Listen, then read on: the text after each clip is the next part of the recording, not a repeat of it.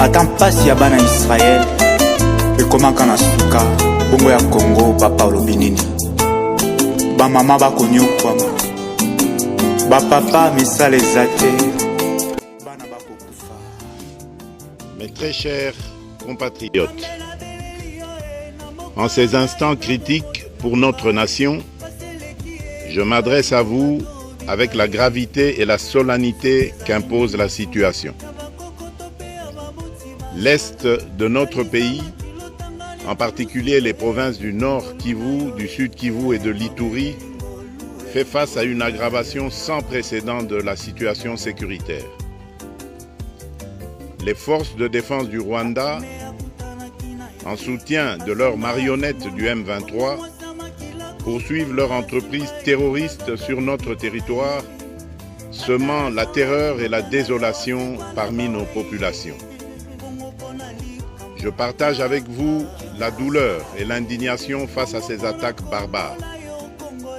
Ces actes ne sont pas seulement une attaque contre la République, mais une offense à l'histoire et à la dignité de notre peuple. En ces moments difficiles, je vous appelle à la résilience et surtout à la résistance. Face à cette situation, permettez-moi de vous rassurer. Une riposte vigoureuse et coordonnée contre ces terroristes et leurs parrains est en cours. Nos vaillantes forces armées de la République démocratique du Congo, symboles de courage et de patriotisme, sont pleinement mobilisées, prêtes à défendre chaque centimètre de notre territoire. J'ai personnellement convoqué et présidé des réunions de crise avec une équipe restreinte du gouvernement, le haut commandement militaire ainsi qu'une réunion interinstitutionnelle afin d'évaluer les récents développements de la situation et de lever les options pour repousser les agresseurs et reconquérir chaque parcelle de notre territoire. À cet effet, j'ai nommé ce 28 janvier le général-major Évariste Somo Kakule au poste de gouverneur militaire du Nord Kivu pour renforcer la coordination des opérations militaires et restaurer l'autorité de l'État. Parallèlement, nous avons engagé d'importantes démarches diplomatiques, notamment au sein du Conseil de sécurité des Nations Unies, ainsi que dans le cadre du processus de paix de Luanda, auquel nous restons pleinement engagés malgré les obstacles. Nous privilégions la voie du dialogue, mais toujours avec lucidité, tout en restant fermement résolus à défendre notre territoire et notre souveraineté par tous les moyens nécessaires. Mais ce combat n'est pas seulement celui des FARDC. C'est le combat de tout un peuple, le combat de notre identité congolaise, afin de léguer aux générations futures un pays prospère et en paix. À tous nos compatriotes, dans chaque province, chaque ville, chaque territoire et chaque village, ainsi que ceux de la diaspora, sans distinction d'appartenance ethnique ou politique. Unissons nos efforts. Apportons un soutien indéfectible, moral et matériel à nos vaillants soldats. Mobilisons-nous comme un seul homme pour défendre notre souveraineté et sauvegarder notre intégrité territoriale. Je suis pleinement conscient des souffrances de nos compatriotes qui fuient les hostilités. Le gouvernement est instruit d'activer le plan d'urgence humanitaire pour venir en aide aux déplacés. À vous, habitants de Goma et des environs, je ressens profondément votre douleur qui est aussi la mienne.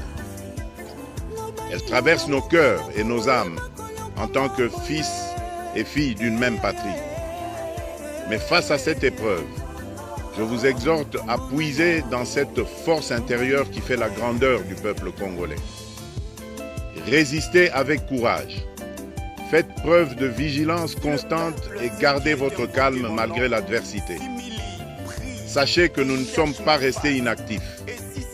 Des plans de contingence sont préparés pour assurer la protection de la population civile et prévenir toute escalade de la violence. Les dispositifs de sécurité ont été renforcés pour protéger les zones stratégiques et nous travaillons sans relâche pour garantir le fonctionnement des services essentiels. Je tiens à rendre un hommage solennel à tous ceux qui ont payé le prix ultime dans cette lutte pour notre dignité et notre souveraineté.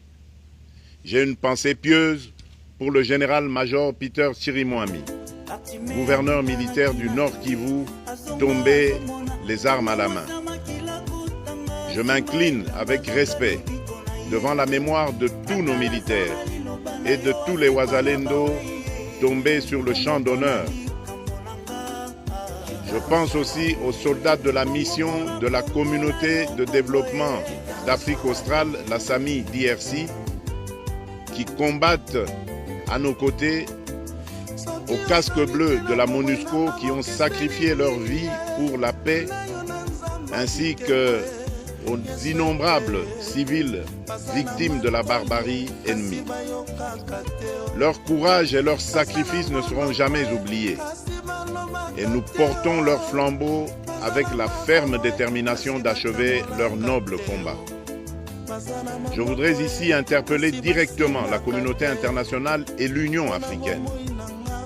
Le Rwanda continue de violer ouvertement et sans scrupule les principes fondamentaux de la Charte des Nations Unies ainsi que les accords régionaux.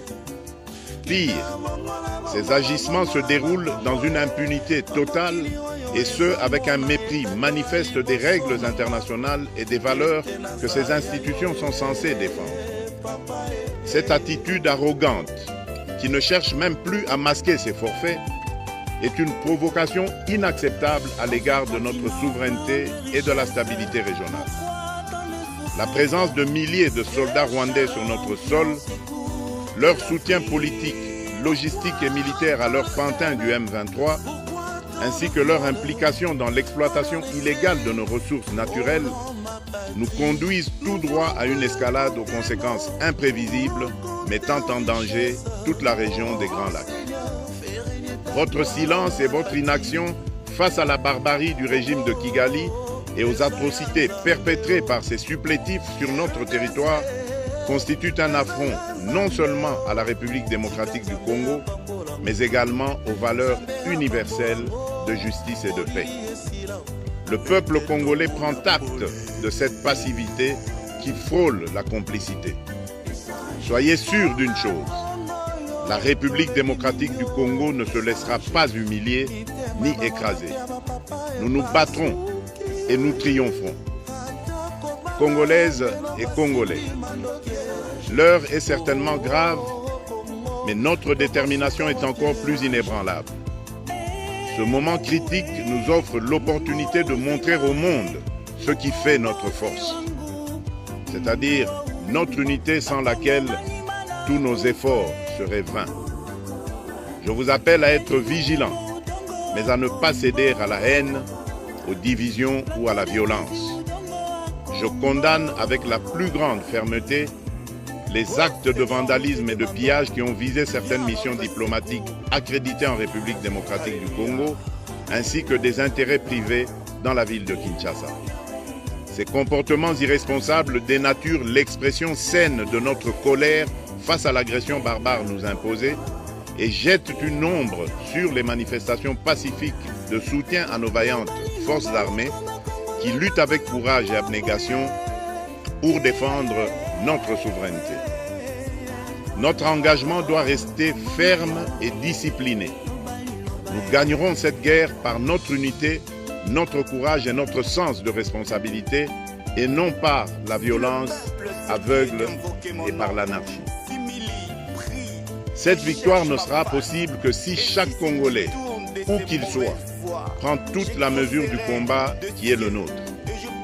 J'appelle donc la nation entière, hommes et femmes, jeunes et vieux, acteurs politiques, opérateurs économiques, membres de la société civile, confessions religieuses, artistes et sportifs à se mobiliser, à faire bloc derrière nos vaillantes forces armées et à contribuer chacun à son niveau à l'effort de guerre. J'ai instruit le gouvernement de mettre en place des mesures rigoureuses de réduction du train de vie des institutions et de leurs animateurs afin que les ressources ainsi économisées soient directement réorientées vers le soutien à nos forces armées. Dans cet effort national, j'en appelle également à la responsabilité du secteur privé qui est invité à contribuer activement à cette cause commune. Nos soldats se battent avec héroïsme pour la défense de notre intégrité territoriale et de notre souveraineté. Ils ont besoin de notre soutien total, qu'il soit moral, matériel ou logistique. À la jeunesse congolaise, pilier et espoir de notre nation, je vous exhorte à répondre massivement à l'appel de la patrie. Le moment est venu de vous lever, de mettre votre énergie et votre créativité au service de la nation. Nous devons renforcer nos rangs et chaque jeune Congolais prêt à défendre son pays a une place au sein de nos forces armées. Enrôlez-vous massivement dans l'armée.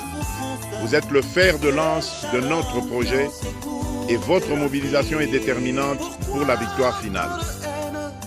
Aux braves populations du Nord Kivu, du Sud Kivu et de l'Ituri, vous êtes le symbole de la résilience congolaise, une source d'inspiration pour toute la nation. Vous n'êtes pas seuls dans cette épreuve. La République tout entière se tient à vos côtés, unis dans l'espoir et la lutte. Ensemble, nous ferons face et surmonterons cette épreuve. À nos vaillantes forces armées et aux vaillants patriotes Wazalendo, véritables sentinelles de la souveraineté nationale, je rends un hommage appuyé et vous exprime au nom de toute la République notre reconnaissance infinie et notre fierté inébranlable. Votre bravoure, votre discipline et votre engagement sans faille inspire et mobilise tout un peuple déterminé à défendre son territoire. Sachez-le, la République ne vous abandonnera jamais. Votre combat est le nôtre et vos sacrifices ne seront jamais oubliés. Vous incarnez l'honneur de la nation congolaise. À tous mes compatriotes d'ici et de la diaspora, la République démocratique du Congo ne pliera pas. La République démocratique du Congo ne reculera pas. Je ne vous abandonnerai jamais. J'en fais ici le serment. Le soleil n'a pas cessé de briller sur notre patrie. Ensemble, main dans la main, nous surmonterons cette tempête et nous ouvrirons une ère nouvelle de paix et de prospérité pour les générations futures. Que Dieu bénisse la République démocratique du Congo et son peuple. Je vous remercie.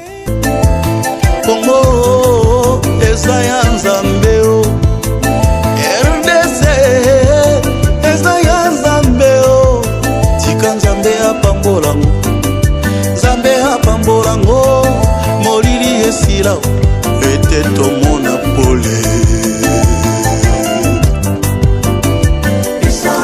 pona tonoyo toleli mingyo mitema bamama mpe bapapa epasuki ata kobana lelo basimbi mandoke Kongo tokosuka wapye Mungu wa uzima mkombozi wangu Mungu wa huruma Bakongo manyima na kufa